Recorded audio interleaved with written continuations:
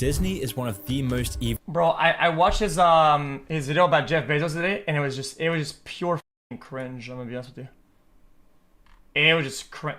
You guys, companies in the world, which might sound kind of strange. How could the company behind Mickey Mouse, Snow White and the Seven Dwarfs, Pinocchio, Aladdin, and Frozen possibly be evil? I mean, Disney was everyone's childhood. We would watch their films and be inspired by their beauty and elegance. Even today, our favorite films are from Disney. In fact, in 2020, 7 of the top 10 highest grossing films were made by Disney. But trust me when I say that Disney isn't the company that you think it is. Disney is a ruthless monopoly, a monopoly that is dominating the entire media landscape, owning Marvel, Pixar, Lucasfilms, 20th Century Fox, Monopoly, the History Channel, ESPN, and just so many more, homogenizing the world's creativity. They are also one of the 6 companies that have consolidated control of nearly all American media, and they are run by ruthless, faceless executives, squeezing every penny they can from our childhood nostalgia. It's gotten to a point now where Disney is so ruthless for money that they even threaten to sue the parents of a dead child for putting Spider-Man on their 4-year-old's grave, all because they were ruining, quote, the innocence and magic of their characters. Also that Disney can get every penny possible. It's why Disney removes black people from their posters in China. It's why the company apologizes for mentioning Taiwan and praises the government officials committing a genocide as we speak. And with their recent movies like Lightyear failing to break even and flopping at the box office,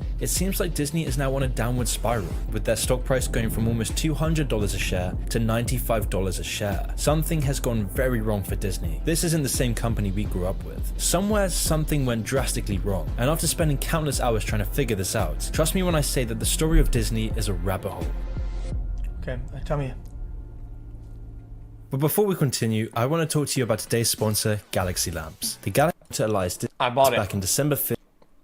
Use my special discount code MOON to get 50. The story of Disney begins back in December 5th, 1901, when a man named Walter Elias Disney was born. Walt was a gifted artist and drew regularly throughout his childhood, with some of the cartoons being showcased in military newspapers during World War I. But back then, Walt understood that drawings wouldn't make him rich. He was unemployed and there were just so many cartoon artists across the world, it was almost impossible to stand out. So how could Walt become rich while selling cartoons? This seemed near impossible, because drawing cartoons alone wasn't going to be enough. So Walt had to think outside of the box, and that was when Walt noticed the growing industry of animation. Back then, the main animations involved stop motion with objects, puppets, clay or cutouts, and drawn or painted animations. After noticing the untapped industry of drawn animations, Walt would begin to go all in on animation, partnering up with fellow artist Ub Iwerks, a man who would soon become his partner and close friend. At the start, Walt and Ub ended up doing cutout commercials for the Kansas City Film Ad Company. They later considered starting a new business that would draw cartoons for a local theater, an idea which ended up becoming Walt's first company, Laugh-O-Gram Studios. Although this venture didn't work out too well and went bust in just a couple of years, it was this failure that left Walt even more determined to succeed,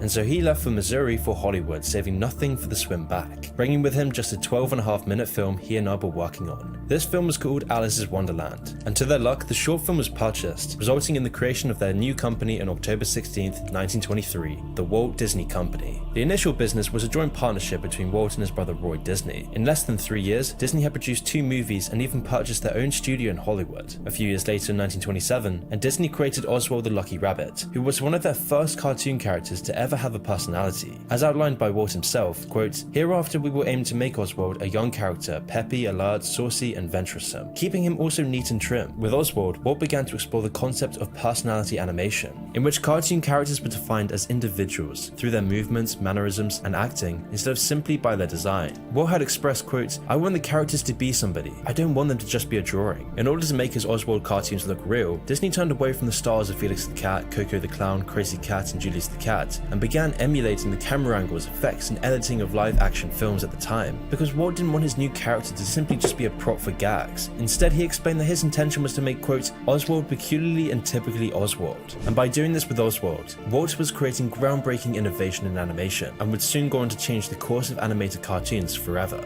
However, other people were noticing this and wanted a piece of the pie themselves. And that's why in 1928, Walt was faced with disaster. Because while Oswald was successful, it was this success that would actually bring down Walt. Because when Disney wanted to negotiate a larger fee for producing the Oswald series, the film producer Charles Mintz wanted to instead reduce payments. Mintz had also persuaded many of the artists working for Disney to actually work for himself. Mintz actually threatened to start his own studio and produce the series himself if Disney refused to bow down to the threat, causing him to lose most of his animation crew and the money for the project. Disney was now back at rock bottom. He had to create something big and fast in order to keep the company afloat, and luckily Walt did have a trick up his sleeve. During this heated period between Mintz and Walt had created Mickey Mouse. The mouse was created privately while Disney completed the Oswald cartoons. He did this to hide away from Charles Mintz, as he never trusted the film producer, even though by creating Mickey Mouse he was breaking the contract. At the time, Disney was commissioning UB Iwerks to begin developing a new character concept. This was a stressful time because Disney didn't like any of the concepts. All the designs of different animals, including dogs and cats, just weren't appealing. But that was, apart from one, Mickey Mouse. So Disney went through with the production of Mickey Mouse in private, with the character actually being voiced by Walt Disney himself. Following the principles of personality animation that he originally learned through his Oswald character, Walt's artistic style made Mickey one of the world's most recognizable fictional characters. His first debut in Steamboat Willie was an immediate sensation and led to Disney's dominance in the animated market for many years. Not long after, Disney started introducing many other well-known characters, including Minnie Mouse, Goofy, and Donald Duck, and it seemed like everything was turning for Walt. His empire was expanding, his cartoons internationally recognized, he had grown his team enormously and his growth had far overtaken Mintz's. He seemed to have gotten the perfect revenge, but behind this golden surface was an impending disaster, with Walt being betrayed by the distributor for Mickey Mouse, Pat Powers. You see, Pat had gotten Walt to sign a dodgy contract with Universal Pictures, where they would take the vast amount of profits from Mickey Mouse, leaving Walt feeling underpaid, and at the same time, Pat would then convince Walt's close partner UB Iwerks, the guy who designed Mickey Mouse, the guy central to Disney's success, to now abandon Disney. With Walt being betrayed and losing his close partner, he would go on to have a nervous breakdown. With all this stress and turmoil, he decided to take a break abroad in Cuba with his wife. But this break would do wonders for Disney. Restoring his mental health, ambition, and team, he returned a few years later in 1931 to sign Disney into a contract with Columbia Pictures, allowing Disney to now distribute their cartoons in Technicolor. This new color technique would be used in their Silly Symphony series, allowing Disney to win its first Academy Award for Best Cartoon in 1932. And the experience they gained with color animations and the increase in funds led them to start working on their first full-length film, Snow White and the Seven Dwarfs. When they released this film in 1938, it would go on to become the highest. I feel like everybody says something and he says, but then, and then I feel like he says like, but then China is spying on you because, dude, grossing film I don't know what it is. Time. But once again, big challenges were just around the corner this guy's for the videos, Disney man. company. In 1939, World War II began, disrupting the world economy irreparably, and Disney was feeling the impact. Because while Disney was reeling on the success of Snow White, the studio was producing Pinocchio in early 1938, along with Fantasia in November of the same year. Both of these films were then released in 1940, and neither performed well at the box office. Not because the films were bad, but because the European market had vanished. No one was going to the cinema to watch Disney films when bombs were hailing across the continent, which is why the studio made a loss on both pictures and was deeply in debt by the end of February 1941. In response to this financial crisis, Disney and his brother Roy would take the company public, and to please their new investors, Disney would have to take drastic measures that would include massive salary cuts, which would eventually cause an animator strike in 1941, which would go on for 5 weeks, crippling the company even more. The only way Disney was really making money anymore was through its anti-German and anti-Japanese propaganda films for the US military. However, by scraping the barrel for money, Disney managed to survive the war, and was then able to start focusing on original material once again. They initially found it difficult to pick up where it had left off, but 1950 proved to be a turning point, thanks to the success of their first live-action film, Treasure Island. Because of this success, Disney now had more money to launch several television series, with their first one, Mickey Mouse Club, making its debut in 1955. And again, this was an even bigger hit, with the 50s being the absolute golden years for Disney. And with all their mounting successes in this period, Disney would open their first theme park in California. Throughout this entire stretch, there seemed to be no issues. Everything they were producing was a massive hit. They were gaining worldwide recognition, and Disney would seem unstoppable. But after more than a decade of major successes, again something devastating would happen to the Disney company.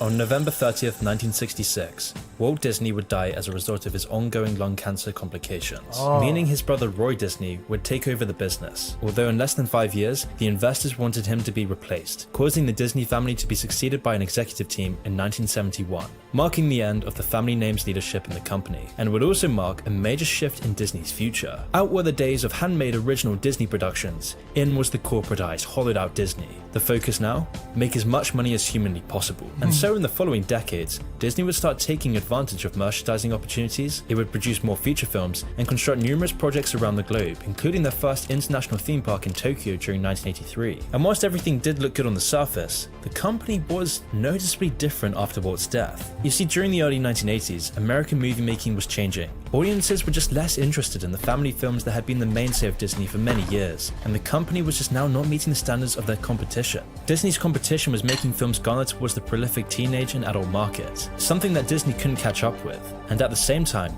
because of the widespread perception that Disney stock was undervalued relative to the company's assets, there were several hostile takeover attempts of the company. And so to strengthen Disney from this assault, shareholders brought in Michael Eisner as the new CEO. And this is when Disney completely changed, because unlike most higher-ups currently working there, Michael Eisner was the first well-connected Hollywood executive who would bring the company back and then say BlackRock into the mainstream. Shortly after joining Disney, Eisner realized that the company was sitting on an untapped goldmine of intellectual property that could easily be modernized for their own standalone films. And so from 1989 to 1994, Disney would enter a renaissance era, launching classics such as The Little Mermaid and Aladdin, which would go on to revive the company and bring back modern audiences massively. And with the rise in its audience share, the more people that would visit Disney's theme parks. However, this streak wouldn't last that long. In the mid-1990s, Eisner started making very questionable business decisions that made others doubt his ability to carry out his position as CEO. For example, long jealous of Tokyo's Disneyland riches and frustrated by being left out of the profits,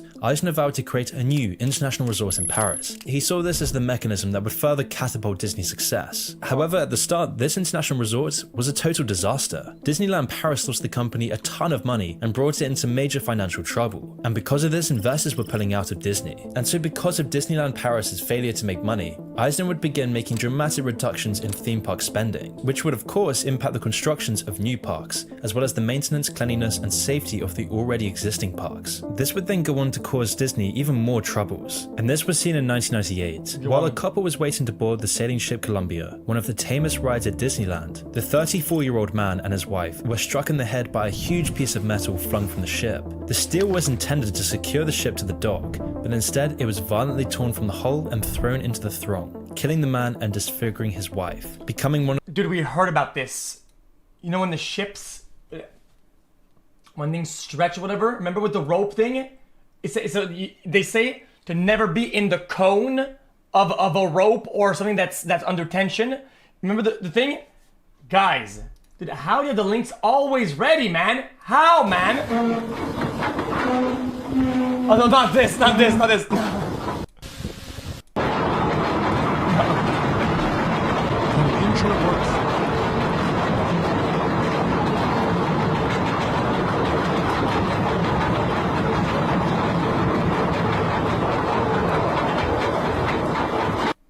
one. Kill if the line suddenly tightens. Chat, I'm not kidding, we might actually save one life today. We will save somebody's life today.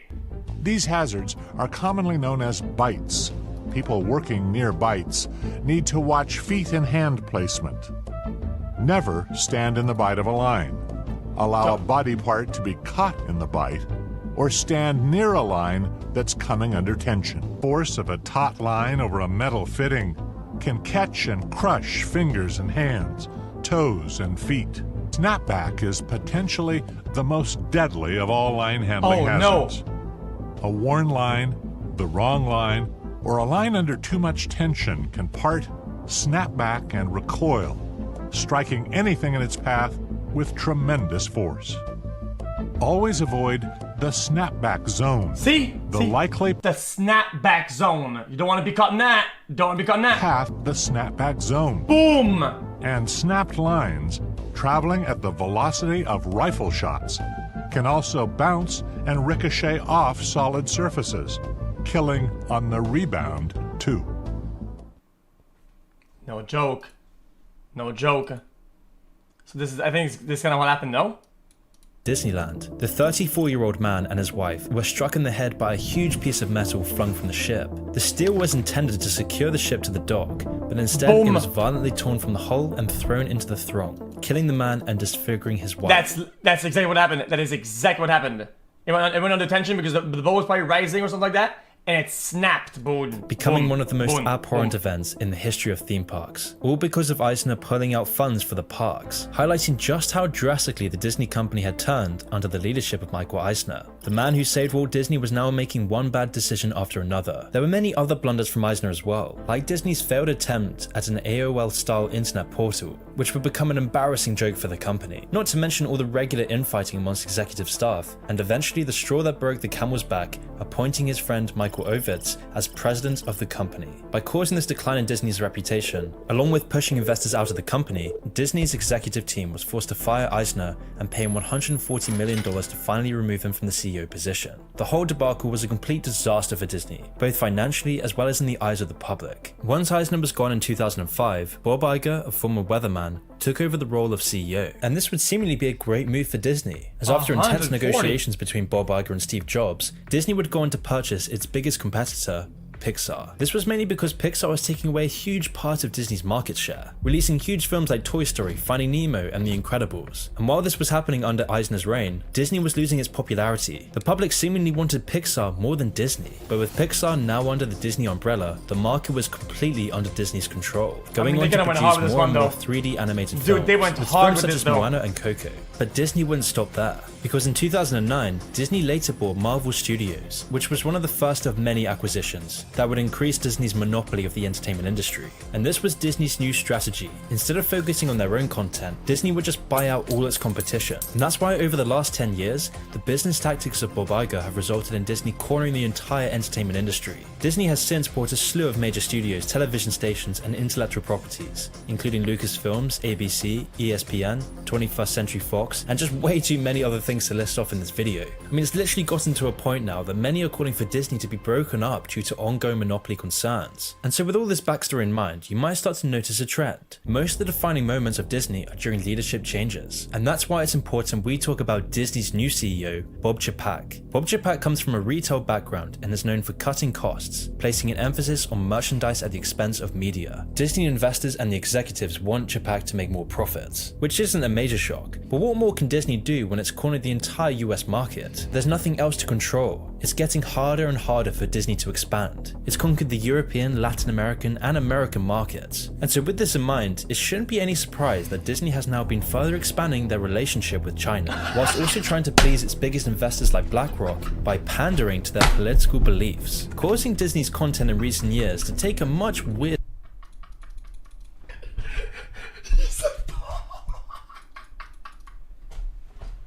turn, and the results of this have become very apparent in just the last couple of years.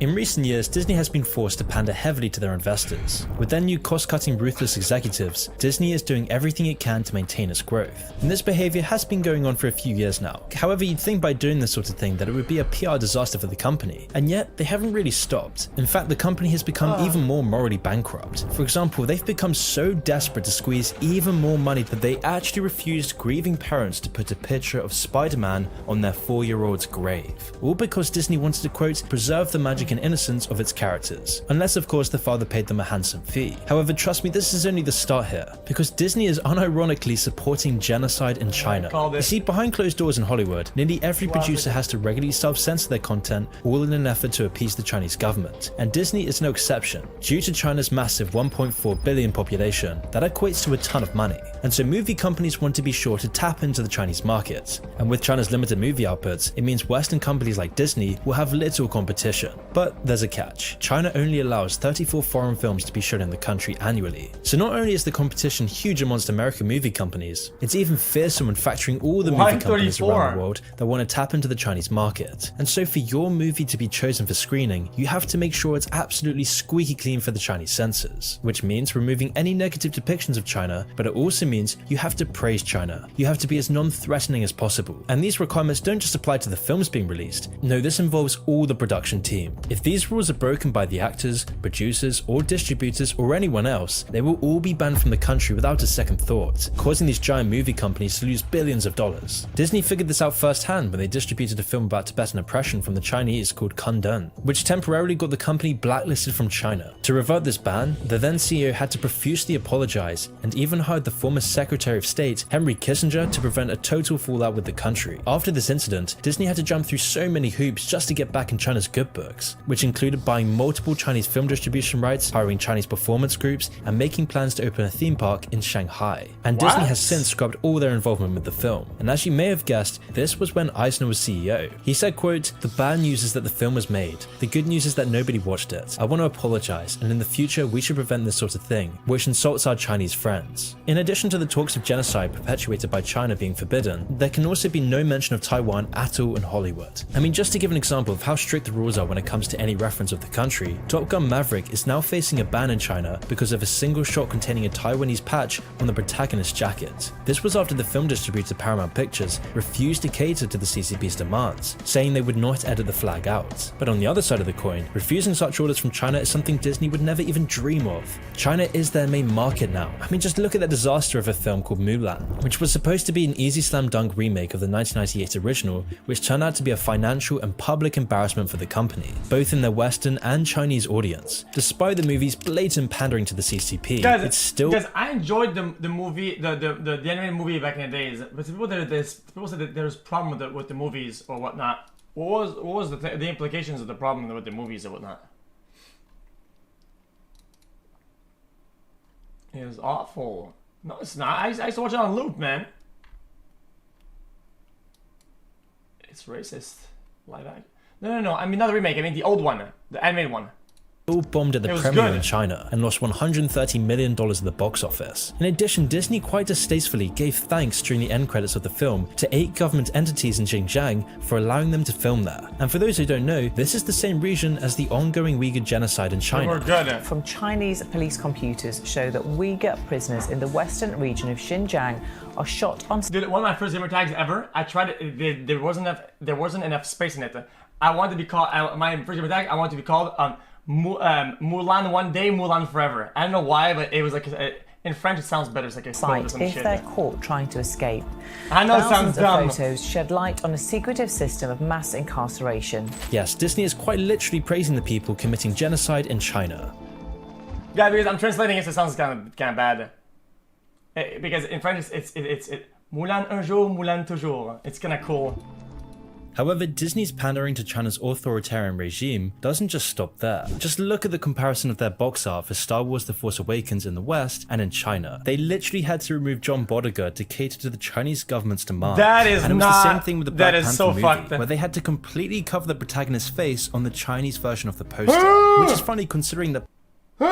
What the fuck? Had to completely cover the protagonist's face on the Chinese version of the poster, which is funny considering that back at home, Disney's very happy to hand out the white privilege checklist to their employees, along with an internal program with a series of training modules about anti-racism. I mean, Disney's always lecturing their workers about how they must not, quote, question black colleagues' lived experiences and challenge colorblind ideologies and rhetoric, whilst also having staff recommended reading material including things like 75 things white people can do for racial justice, and your kids are not too young to talk about race. However, meanwhile, they censor black people from their movie posters and actively support a government committing genocide that also carries out racial segregation. And yet Disney's former CEO Bob Iger stated that the company should be, quote, taking a stand on political issues and that it will no longer shy away from politics in the future. A statement that's also likely caused by another sinister bureaucratic author. This is surprising, they're just maximizing their profits. Yeah, but there's a difference between maximizing profits and maximizing profits at a cost. Especially when the cost is like that. That's not a good cost. Authoritarian regime, BlackRock. BlackRock is one of Disney's top shareholders, owning nearly 150 million shares in the company. Now, for those of you who don't know, BlackRock is the shadowy investment management firm that oversees roughly 10% of all stocks traded worldwide, which amounts to about $10 trillion in assets. In the words of Bloomberg, BlackRock is effectively a fourth branch of government. Boy, bingo cards, boy. Bingo. Ding, ding, ding, ding, ding. Moon said BlackRock. And with BlackRock's founder and CEO Larry Fink's personal connections with the former Treasury Secretary Timothy Geithner, BlackRock has been able to control multiple major banks, with Larry Fink largely being regarded as the most powerful man in America. And because of this, most investors and banks follow BlackRock's ESG ratings to know whether or not they should put their funds into a company. Now, an ESG rating, according to BlackRock, measures a company's exposure to long-term environmental and governance risks. These risks include things like energy efficiency, worker safety, and board independence. regulations, all of which will cause companies to have significant financial consequences if they're not followed properly. However, in 2018, this ESG score was modified when Larry wrote a letter telling all the companies under his thumb to, quote, contribute to society or risk losing our support, adding that Wait, it's the same script again. company giving their input on the way grade school education is handled in the state of Florida. Disney has never done anything like this before. This Yeah, I is think this guy learned about this ESG thing, and now his brain's like he thinks like red pilled out the wazoo, and just copy pasting only everything. happening after BlackRock changing their ESG rating. Is But the their truth? strict adherence Yeah, but then you're gonna say that about you're gonna say that about all companies. Then you're gonna say that, okay, but this, okay, this could be for a lot of reasons and a lot of things that can be explained, or I could just say it's because of the ESG and BlackRock because they're above everybody else. So it's like, okay, well, at that point, I mean, just fucking spam it on all companies and use it as a fucking narrative for everything. Like what? this ESG rating is causing Disney to now be faced with even bigger challenges, as it looks like the Disney company is currently taking some big financial hits. While Paramount Pictures claims they won't bow down to China or ESG scores, releasing Top Gun Maverick free from censorship, Paramount Pictures is now seeing huge success. Okay, why did I watch this video? Well, as you know, Twitch is owned by Amazon, ESG, BlackRock, and watching this video actually helps my ESG score because I was tanking because of GTA and shit like that. I was 2 points off. So by watching this video, obviously because of Amazon, because of Twitch, and because of BlackRock, we're watching this, and now we're kind of now see, like, with Top dude, Gun like, Maverick come cracking on, man. over $1 billion box office worldwide. A film that entertained audiences worldwide. A film that refused to denounce And also because China. It's China. Because what? BlackRock, China, BlackRock, China, BlackRock. Taiwan and quote Boom. toxic I said it. masculinity. It's a film that just isn't political. And at the same time, Disney's $200 million budget Lightyear film gained only $150 million in sales. Because yet again, it was Disney's attempt at stuffing corporate wokeness down their audience's throats. And right now, Disney's stock price is plummeting, going from $200 down to only $90, becoming more and more dependent on their theme parks rather than their core content Walt Disney had originally pioneered. And with their new upcoming Baymax movie being reportedly about a non-binary Michelin man using female sanitary products, I can't really imagine kids are going to be rushing the droves to watch it. Perhaps Disney is going the route of Netflix. The what? What? Baymax movie being reportedly about a non-binary Michelin man using female sanitary products, I can't really imagine kids are going to be rushing the droves to watch it. Perhaps Disney is going the route of Netflix, where their ruthless adherence to their investors and money at all costs attitude might now kill the Disney monopoly. Disney, once a company pioneering animation, cartoons, and generating beautiful allegorical stories that would transcend time and generations, is now becoming everything it sought to destroy, a hollowed out, decrepit shell of a company, suing hospices, grieving parents, forcing wokeness amongst the apathetic masses, and supporting genocidal regimes, neglecting stories and entertainment for greed and power, causing their stock price to plummet and fans to become tired and wary of the company, which is why Disney serves as a warning of how all beautiful things eventually become sour. I am aware. Wokage. I have a quick important announcement to make. Guys, I've just awoken. Are you awoken by now? Wokage. Jesus. Is chat awoken right about now? Huh?